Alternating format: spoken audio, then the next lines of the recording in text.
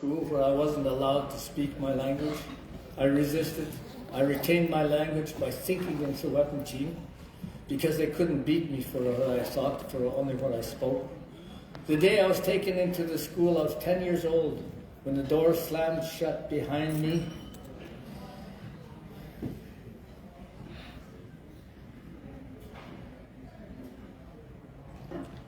I cried a deep, gut-wrenching cry, knowing in my heart that this traumatic change was to be life-altering. My senses were right. I ran away a few years later before I completed my 8th grade. Best decision I ever made. After I escaped and came home, my heart was further broken. I found our elders, our fields lying fallow and our homes in shambles. Many of my elders were deceased. Some of my aunts married and moved to other communities, while others were broken and scattered. My hard-working parents died penniless of alcoholism on Skid Row. In large measure, the residential school had done its job. We as residential school survivors are often caught between two worlds, forced to grow up separated from our traditional practices and deeply affected by ongoing colonial policies that continue to this day. But that's not the real tragedy. The real tragedy is that Indigenous peoples, with an S, across this country suffered the same colonial fate. As a first commissioner of Indigenous languages and a survivor of the Camps Indian Residential School, I took a bold step in establishing a sub-office of the commission at the very school that attempted to deny me my inherent right to speak my language. I said, I run no more, we're here to stay. A sentiment expressed by my Aunt Mona, may she rest in peace, inspires me to no longer to be just a survivor, but a reviver of our Indigenous languages. Across this land, there are more than 70 Indigenous languages. Each one carries generations of knowledge, stories, songs, systems of thought. Yet many are fragile, some only 2 generations away from disappearing. This is not a distant concern, it is an urgent issue. As a matter of fact, I was to attend a ceremony, a potlatch, to honor the last northern dialect speaker of the Haida language. She's 85 years old. That's terrible when you get to that point. As you know, our children were forcibly removed from their families, nations, and lands. Those in power understood that if the intergenerational transmission of languages were severed, the program of assimilation would succeed. But we cannot exist in the future without our languages. That is why language revitalization must center those who carry it forward, our language champions and teachers. These are the ones keeping the circle unbroken, even when the path is steep. In our engagements across the country, we hear time and time again about the lack of training, certification, and accreditation for Indigenous language immersion teachers, barriers that limit the growth of fluent and proficient speakers. And we hear another truth. Our language teachers carry immense responsibility. They give their time, their knowledge, and their hearts to nurture the next generation of speakers. Within our communities, they are honored and cherished for this work. What they deserve now are systems that reflect the same care, systems and provide meaningful pathways to become teachers, to specialize in immersion, and to grow with the recognition and stability their roles demand. Supporting our teachers is about ensuring that those called to this work have the opportunity, training, and care they need to thrive. Because when our teachers are supported, our languages flourish. And how can we ensure our children are fluent in their language in the future if those who guide them are not given the means to do so? In Canada, our languages were never envisioned to exist, let alone be taught. They are pushed out of the classrooms and in many cases punished our children. To this day, Indigenous languages are still not treated as teachable subjects, since our children cannot learn fully in their languages, nor are our languages meaningfully incorporated into the formal education system of Canada. But we know there are models at work in Hawaii and among the Maori. Language fluency programs paired with specialized teachers. Education has proven that when communities lead and governments invest, language revitalization thrives. We see this spirit echoed across our own homelands through the achievements of the Mohawk language movement, the Squamish Nation, the Sinsathan program in BC, and others who are leading the way in immersion education to create proficient speakers. I raise my hands up and honor their work. It's incredible. It fills me with great sense of hope to see our peoples raising their first generation of first language speakers in their communities. This is what makes this work so critically important, advocating to have new teachers trained in ways that align with Indigenous ways of knowing and as being essential. It will create a new generation of fluent and proficient speakers. Young torchbearers supported by the elders who we cherish and by the recorded knowledge of elders who have left their good words behind in teachings. When I acknowledge that the federal and provincial governments must operate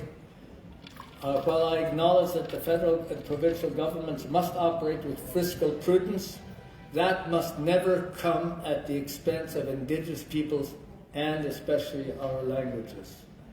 Governments can no longer turn away from that reality that current critical state of Indigenous languages is not accidental. It is a direct result of historically targeted government policies and practices of assimilation. Transformative change is required if we are to achieve reconciliation. And as the late Honourable Murray Sinclair reminded us, reconciliation is not an Indigenous issue, it is a Canadian one. Reconciliation requires action and sustained commitment. We know that proposal-based funding is not the answer. There is an urgent need for long-term, adequate and sustainable funding, because when we invest in our languages, the returns ripple outwards, strengthening our cultures, our economies, and our nations. A 2024 research report estimated that Indigenous languages generated $91.2 million in GDP through grants delivered by First Peoples Cultural Council alone. This is just one example of immeasurable contributions of our languages make to Canada well-being and prosperity. Research tells us that immersion works, but without fluent and proficient teachers, we cannot create fluent and proficient students. And now there are no clear pathways for Indigenous language immersion teachers to be trained by fully accredited and recognized programs. Across Canada, there are more than 100 language programs offered at nearly 50 post-secondary institutions, yet most do not lead to certification or degrees.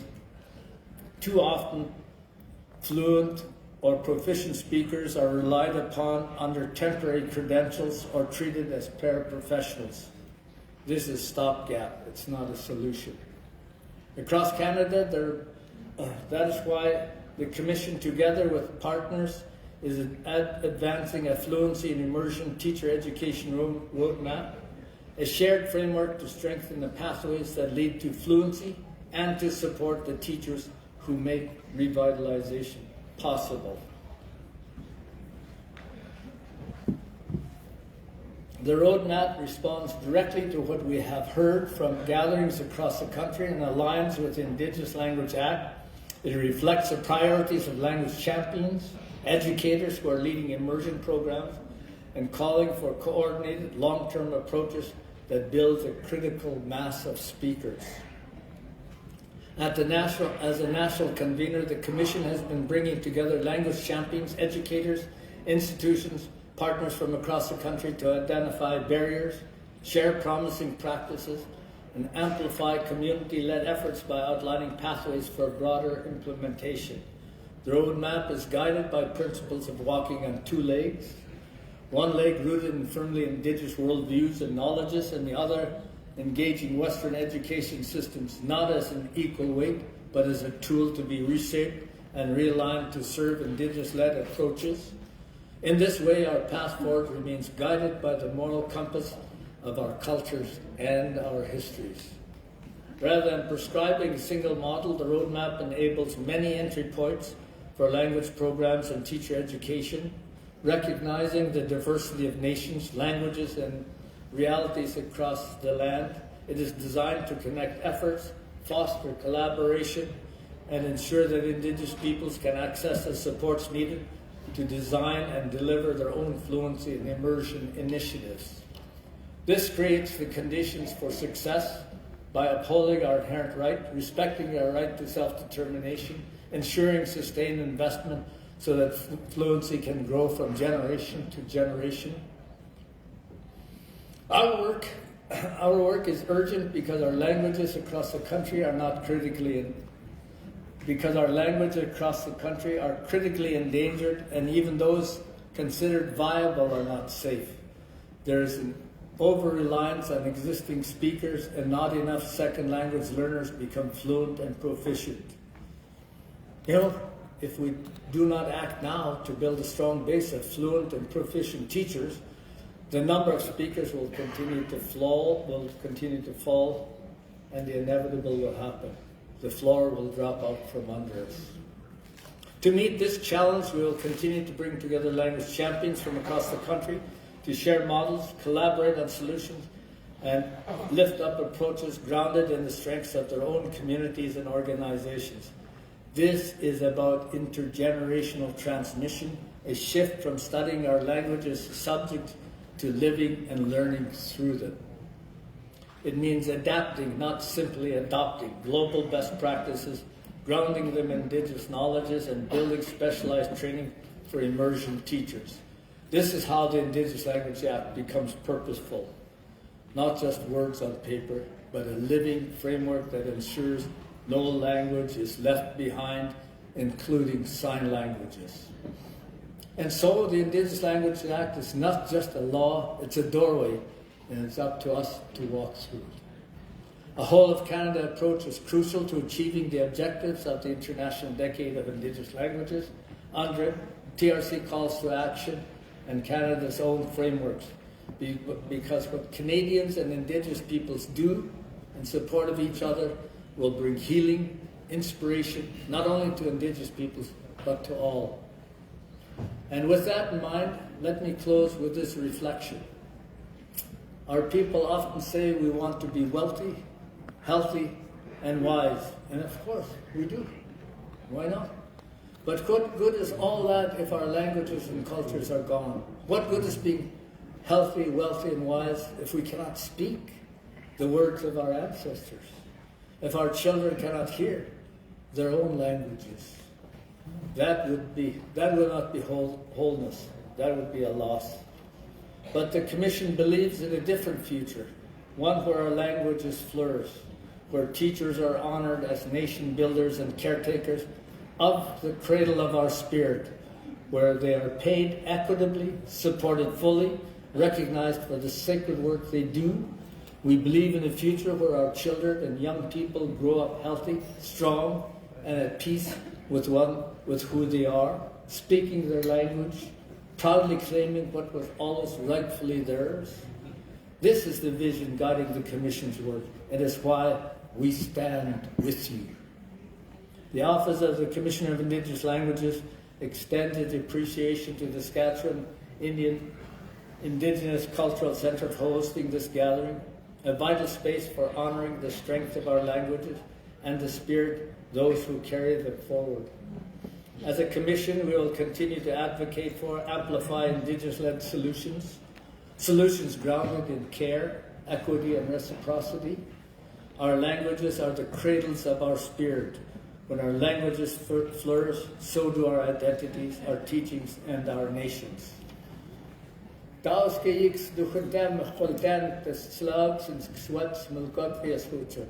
No longer should our languages ever stand in the shadow of others.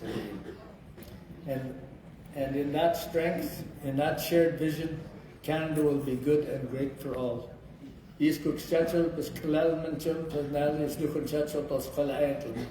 Have a good day.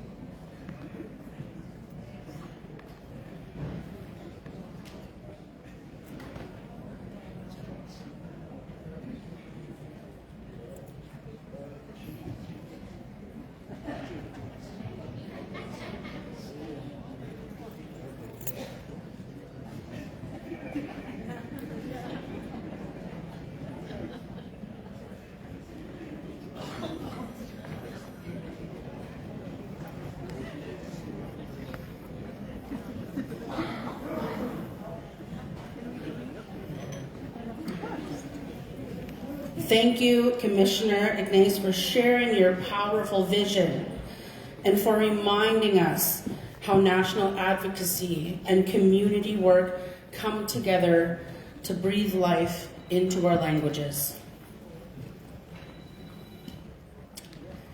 Okay, so before we continue here, this is where I turn into an airline stewardess here, so I just want to mention a couple of housekeeping notes here.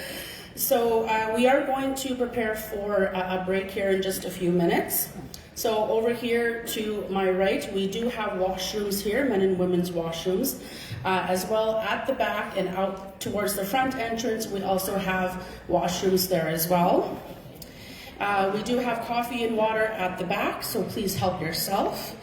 And of course, as we do get ready to have a break, please head out into the main area, the foyer there, if you will, and stop by and visit our wonderful vendors. We have many talented people that have come here today to share their gifts with you. So please take that in if you have a moment.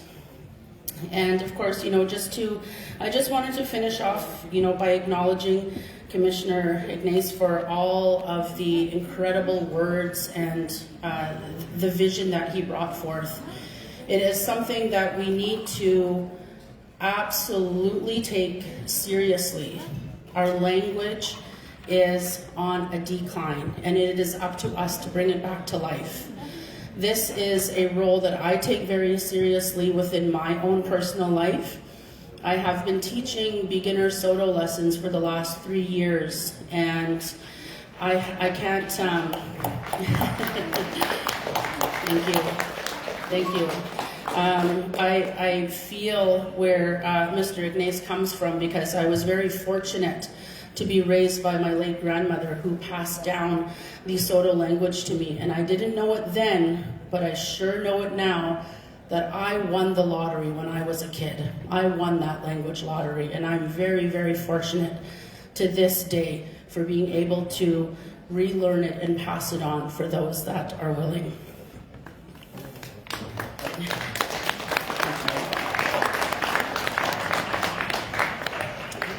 I want to say thank you for that big round of applause for my wonderful co-MC, Natalie. You're doing an awesome job, by the way, and it's a pleasure to meet you. And we have come to that time in the agenda where it is going to be our time for our break. I just want to acknowledge that next we're going to be calling up our elders panel, and we've slated our break for 15 minutes, so out of respect to our elders, we'll gather them up, we'll bring them up to the stage, but in the meantime, you're more than welcome to go get yourself a refreshment.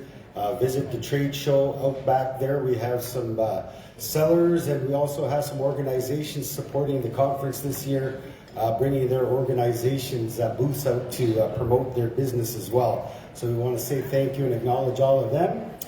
Also, if you're a smoker, like I used to be, up until a week ago, just kidding.